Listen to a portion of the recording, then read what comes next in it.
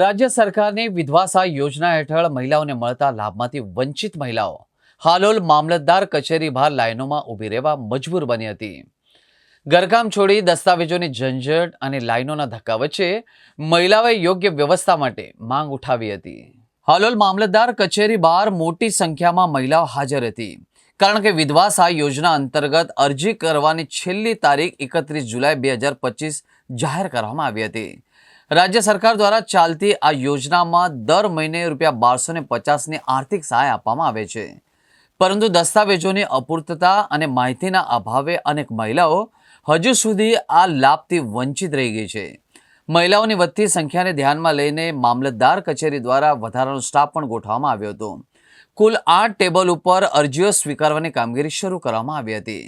आ उपरांत कचेरी बहार लाइन में ऊभी महिलाओं माटे चा अने नास्तानी पण व्यवस्था करवामां आवी हती। कचेरीना जणाव्या मुजब आवतीकाले छेल्लो दिवस होवाथी सवारे 7 वाग्याथी अरजीओ स्वीकारवानी कामगीरी शरू करवामां आवशे।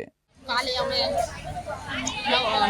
9 वाग्याना आवेला 230 नंबर होता तो नाम नथी टके काला नंबर नतो आयो तो अहींया शा माटे आया आज? हाँ, मामलेदार ऑफिस है तो अमर कागरिया थता नहीं। अम धक्का खाई थाकी गया, घर काम बदा बाकी खादा पीधा वगैरह आखिर 4 दिवस के आए से अमारी विधवाओं कई करता नहीं।